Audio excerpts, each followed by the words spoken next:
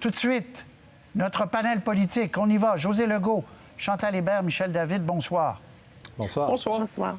On va parler des cibles canadiennes, mais d'abord, on va parler de la nouvelle de la journée et de ce qui vient d'être annoncé à Ottawa, donc fermeture des frontières, suspension de tous les vols venant de l'Inde et du Pakistan. Tour de table là-dessus. José Legault, ça n'a pas pris de temps, là. Non, il y a quand même une leçon qui a été apprise parce que avec le début de la pandémie, on se souvient, l'an dernier, ça a été un cauchemar. Tout le temps que le premier ministre du Canada a pris à agir sur les frontières, sans parler des passoires qui étaient devenus aussi nos aéroports. Donc, non, là, il a agi et de toute évidence, les premiers ministres des provinces lui ont parlé sur le sujet de manière assez appuyée. Chantal Hébert, est-ce que vous avez l'impression que, même au risque d'aller trop vite, même si on n'avait pas toutes les données scientifiques sur le fameux variant et son influence, on s'est dit on ne prendra pas de chance. Politiquement, le prix est trop fort que d'attendre une journée, 2 jours, 3 jours? Ça se joue en grande partie en Ontario, hein, parce que la majorité de ces vols-là atterrissent à Pearson. Or, l'ancien chef du Parti conservateur, celui qui a précédé M. Ford, qui est maintenant premier ministre, donc Patrick Brown, est maire de la région qui inclut l'aéroport Pearson. Et lui, il ne demandait même pas qu'on bloque ces vols-là, il demandait qu'on ferme l'aéroport. Alors, ça vous donne une idée de l'humeur en Ontario.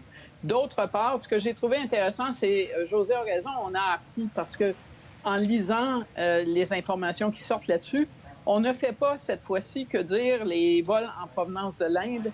On dit aussi les voyageurs qui sont partis de l'Inde pour transiter par un autre endroit pour revenir au Canada devront, à cet autre endroit, passer un test et présenter un test négatif. En clair, parce que si vous connaissez les voyages, et je sais que vous les connaissez, pas très difficile de trouver un vol Delhi quelque part, Toronto.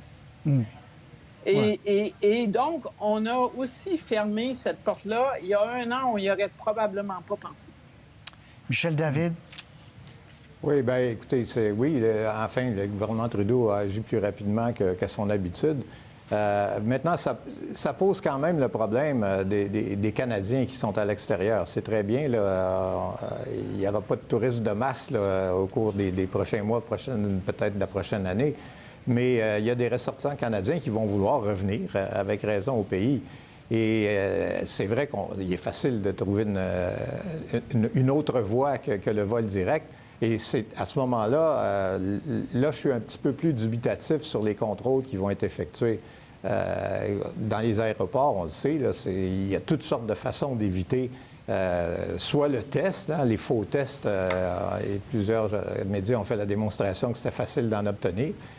Et la quarantaine à l'hôtel, bien, on voit qu'il y a des portes de service qui permettent d'y échapper. Alors, c'est très bien, il faut applaudir la rapidité avec laquelle le gouvernement Trudeau a agi, mais il faut s'assurer que les souris ne passeront pas par d'autres interstices. Je demande en régie, c'était pas prévu, mais comme on a eu avec la conférence de presse, si on avait l'extrait de Ford qu'on devait passer en début, parce que quand Chantal dit qu'il faut mesurer l'état d'esprit en Ontario, bien, je disais, les chiffres du Québec se stabilisent là, depuis plusieurs jours, mais ce n'est pas le cas en Ontario et c'est loin d'être le cas, en fait, en Ontario. Donc, quand j'aurai Ford, quand vous l'avez... Bon, on va écouter le premier ministre qui a fait un point de presse ce matin. Je vous fais entendre ça, puis je veux avoir votre avis. On écoute. We made a mistake. These decisions, they left a lot of people very concerned. In fact, they left a lot of people angry and upset. I know we got it wrong. I know we made a mistake. And for that, I'm sorry, and I sincerely apologize. Bon, Chantal, je commence avec vous. Comment vous lisez l'actuel... Ça fait une semaine qu'on ne l'avait pas vu à peu près. Comment vous analysez ce qui se passe en Ontario, le leadership de M. Ford? Le lien de confiance entre les gouvernements, les premiers ministres provinciaux, le premier ministre fédéral et la population est un élastique, mais un élastique fragilisé. Dans le cas de l'Ontario, il s'est cassé la fin de semaine dernière. J'ai couvert, moi, Bob Ray, les journées Ray, la fonction publique en révolte. On a vu ça ici avec le Parti québécois à une certaine époque. J'ai jamais vu un ressac comme celui de la fin de semaine dernière. La conférence de presse d'aujourd'hui n'a rien arrangé. Pour vous donner un exemple, là, le maire de Toronto, le maire de Peel, c'est comme si la mairesse de Montréal et le maire de Laval décidaient, eux, qui vont fermer des entreprises quand il y a plus que 5 cas de COVID et attendre plus après Québec. Je vous dirais que le problème de M. Ford, c'est qu'il a perdu son autorité morale. Et le point de presse d'aujourd'hui ne va pas vraiment le réparer parce que les larmes aux yeux, il avait peu de nouvelles mesures ou peu de preuves à fournir qu'il avait repris la situation en main. Puis les mesures qu'il avait annoncées, je m'excuse, c'était pas les bonnes, ça allait trop loin. Donc, on le sent vraiment. Effectivement, José Legault, c'est rare qu'on voit cet état de désarroi chez un premier ministre. C'est le bon mot. Il avait l'air vraiment perdu et bon, les émotions, on peut comprendre, mais on voit vraiment un premier ministre qui est presque en panique. Et qui ne semble plus avoir le contrôle de la situation. Alors, Chantal a non seulement raison sur l'autorité morale qui est perdue, mais vraiment, on le sent aux antipodes de François Legault, finalement. Oui, Michel David, évidemment, c'est difficile. Comme les cas, nous, sont assez stables, mais quoi qu'on a connu des semaines horribles aussi, la relation et ne pas voir M. Legault pendant 5 jours, on n'avait jamais vu ça, là. Non, et on n'a jamais vu M. Legault s'effondrer comme ça non plus. J'imagine les gens qui regardent ça, qui se disent « Oh, est-ce que ce gars-là est encore capable de faire la job au cours des prochains mois? » Parce que là, M. Ford a l'air vraiment de s'effondrer, littéralement. Et je peux le comprendre, mais pouvez-vous imaginer au Québec, là, la police qui dit « Non, le gouvernement nous dit de faire telle chose, on le fera pas. » Moi, j'ai jamais vu ça. C'est tout à fait sérieux. C'est pas simplement la population, mais les instruments là, normaux de gouvernement refusent de fonctionner. Alors, je comprends le désarroi de M. Ford. Très bien. Et on devrait vraiment s'inquiéter. On devrait s'inquiéter de ce qui se passe là-bas parce que c'est juste à côté. Et on est vraiment, faut avoir beaucoup d'empathie pour ce que les Ontariens vivent en ce moment. Comme vous le disiez, nous, les Québécois, on a vécu assez grave, des choses très graves l'an dernier. Mais c'est vraiment majeur ce qui se passe là-bas, là. Ouais. Et sur le plan de la pandémie et sur le plan politique. Il y a des gens qui vont vous dire néanmoins que peut-être que c'est une bonne nouvelle que M. Ford soit en désarroi parce que ça va permettre à des adultes de reprendre le contrôle de la situation. Alors que dans la première et deuxième vague, ça avait été une occasion pour lui de se transformer, aux yeux de plusieurs personnes. OK. Climat, tour de table rapide, parce que je veux absolument vous parler des attaques de M. Legault contre Mme Anglade là, sur l'histoire de la loi 21. Mais tour de table, je commence avec vous, Michel David, sur le climat. Vous avez entendu l'entrevue avec M. Guilbeault. Bon, on a monté les cibles au Canada. Lui, il dit... Croyez-moi, puis vous allez voir l'an prochain, ça va vraiment commencer à baisser. Alors, on verra. Mais qu'est-ce que vous en dites? Bien, j'ai beaucoup d'estime pour M. Guilbeault, mais je constate que l'écologiste qu'il était est devenu un politicien. Et quand on l'entend commenter les déclarations du directeur parlementaire du budget, il lui dit « Non, monsieur,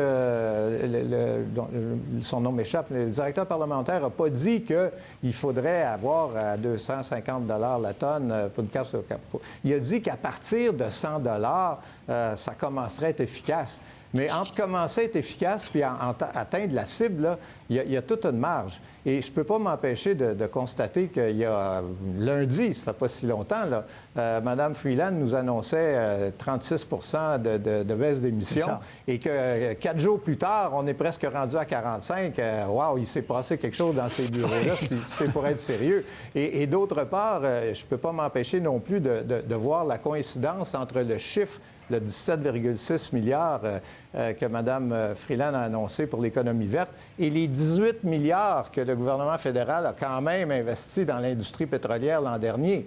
Alors, c'est bien de travailler sur les plus, mais il faudrait commencer à travailler sur les moins. Chantal? On pourrait discuter de si Stephen Guilbeault, écologiste, n'était pas déjà un politicien. Mais bon, on va aller ailleurs. Deux choses. D'abord, il ne faudrait pas laisser le spectacle d'aujourd'hui complètement éclipser le fait qu'on a assisté à un changement de paradigme qui est super important pour le Canada, c'est-à-dire que c'est le plus grand changement entre Trump et Biden, ce changement de paradigme sur des changements climatiques. Après avoir passé des années à avoir un partenaire américain qui voulait rien faire et qui s'y intéressait pas, le Canada se fait pousser dans le dos et on le sait, quand les États-Unis poussent le Canada dans le dos, le Canada a intérêt à avancer. Donc, ça fait une immense différence. Pour les cibles, bon, 36 est presque 45 ou bien 36 est presque 40. La vérité, c'est que dans le moment, dans les intentions de vote, et les libéraux le savent très bien, le choix semble être entre le gouvernement de M. O'Toole qui resterait à 30 et qui en ferait encore moins, ou celui de M. Trudeau qui dit au moins on a l'ambition d'en faire plus. Je suis convaincu que ça fait partie du calcul. Josée?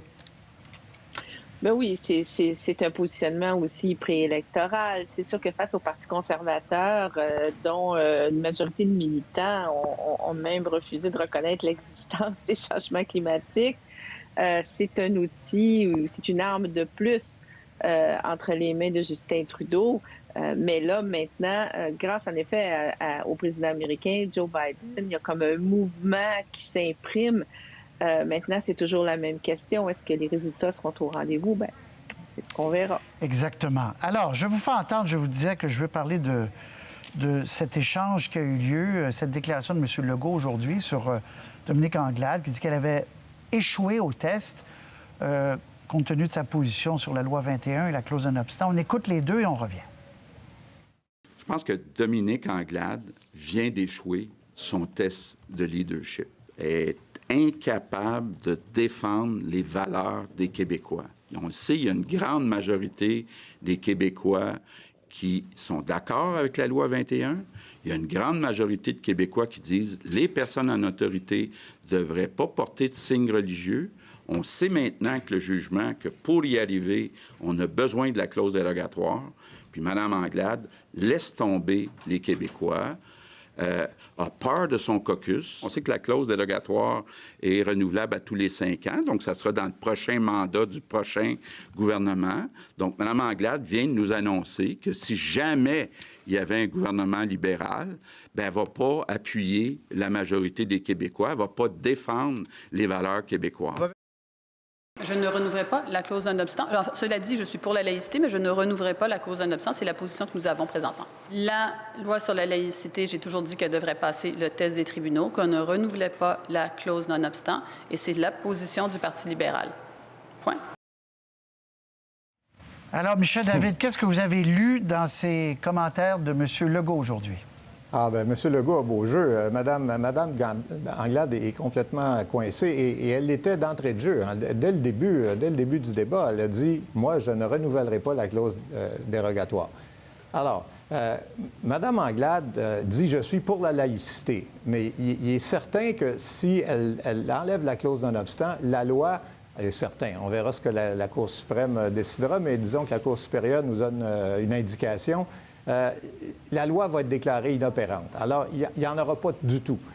Si Mme Anglade était conséquente avec elle-même, elle dirait, bon, moi, je choisis d'abolir la loi, c'est mon choix, les Québécois m'ont élu. Là, on pourrait dire, le Québec choisit.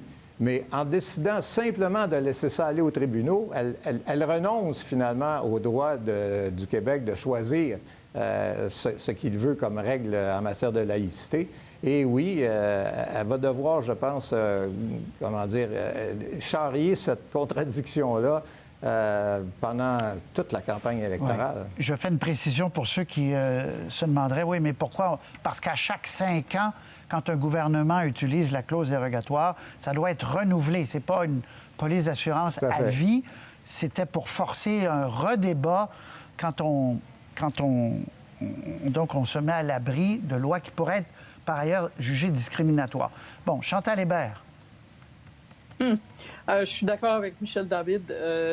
La position du Parti libéral du Québec était possiblement défendable avant le jugement de la Cour va le devenir de moins en moins. C'est assez clair. Pas besoin d'être un grand juriste pour lire entre les lignes que s'il n'y avait pas eu la clause dérogatoire, la loi 21 aurait été jugée contraire à la Charte des droits et donc inconstitutionnelle. Et ce serait étonnant que plus tard, on ne peut pas présumer, mais que la Cour suprême ou que la Cour d'appel en arrive à des décisions différentes. Donc, Mme Anglade a une position sur la clôture, sur une clôture qui s'est plus ou moins écroulée. J'ai aussi un grand malaise quand n'importe quel chef politique décide de quelles sont les valeurs de tout le monde et met presque une omerta sur quelqu'un qui défend un autre point de vue. Il y a quand même un nombre important de Québécois qui ne voient pas la loi 21 comme étant leur voie vers la laïcité. Est-ce que ça fait d'eux des mauvais Québécois? Ça me rappelle un peu là, quand les libéraux fédéraux disaient que tout le monde qui n'était pas d'accord avec eux était des séparatistes. J'étais pas à l'aise dans ce temps-là. Je suis pas plus à l'aise quand M. Legault se pose en juge de qui est le défenseur des valeurs québécoises. Mais c'est pour ça, dites-vous, puis Michel aussi, vous dites que Mme Anglade prenne l'autre camp en disant ma laïcité, moi, ne passe pas par une interdiction des signes religieux, point, ou peut-être uniquement on testera pour les gens en autorité coercitive, là, mais pas pour le reste. Donc, mais effectivement, OK. Josée, vous en êtes où? Oui. Ben oui, mais ça, c'est un glissement dans le discours politique aujourd'hui qui a commencé sous le Parti québécois et Pauline Marois avec la Charte des valeurs. Hein? Alors, les bons Québécois étaient pour la Charte des valeurs, puis les autres, on ne sait pas si c'était des mauvais, mais en tout cas, ils ne semblaient pas comprendre. Et ça, c'est demeuré et c'est en effet déplorable. Sur le plan politique, je dirais que M. Legault a été vraiment un bon joueur d'échecs, strictement sur le plan politique. La clause dérogatoire, il l'a utilisée, je pense, pour deux raisons. Premièrement, parce qu'il devait drôlement se douter qu'elle allait être déclarée justement inconstitutionnelle devant les tribunaux à sa face même. Mais deuxièmement, parce que ce faisant, il posait une bombe politique à retardement sous le Parti libéral du Québec. Parce que justement, à cause de ce délai de 5 ans, où après 5 ans, il faut soit renouveler la clause dérogatoire ou ne pas la renouveler, bien évidemment, ça piégeait complètement le Parti libéral et Mme Anglade se retrouve aujourd'hui, en effet, piégée. Et là, elle est incapable, par crainte, justement, de perdre le peu d'appui qu'elle a chez les francophones, de dire clairement non, moi, je suis opposée à l'interdiction des signes religieux. Bien, mon parti est opposé à l'interdiction des signes religieux pour les personnes en position d'autorité. Elle dit non, je suis pour, mais je ne renouvelle pas la clause dérogatoire. Ce qui veut dire, je vais jeter la loi 21 en pâture, littéralement, aux tribunaux. Alors, sa propre position est vraiment, elle est intenable, mais elle devra vivre avec. Mais là, si je peux me permettre de juste poursuivre ce que Chantal disait, la question n'est pas tant de savoir est-ce que la loi 21 est bonne ou est pas bonne. C'est de savoir est-ce qu'on a le droit d'adopter la loi qu'on veut, de faire des choix, des mauvais choix selon certains, mais c'est notre choix et de ne pas se le faire dicter par des juges non élus. C'est un vieux débat qui oui, ça, c'est l'autre débat, là. Oui, mais ça, c'est l'autre débat. Mais ultimement, c'est ça la question. Est-ce qu'on peut décider, nous, ce qu'on va faire ou on n'a pas ce droit-là? Oui, mais dans toute province, c'est ça, comme province, le Québec ne peut pas. Et le Québec est soumis, comme les autres provinces, à l'ordre constitutionnel canadien. Oui, mais même... OK, si je vous relance, je vais m'en vouloir, mais on n'a plus de temps. Merci beaucoup, on va en reparler, mais au moins, on a fait un bon tour de table là-dessus. Merci à vous trois. Bonne soirée. Pour voir nos émissions en entier, rendez-vous sur la chaîne ICI RDI.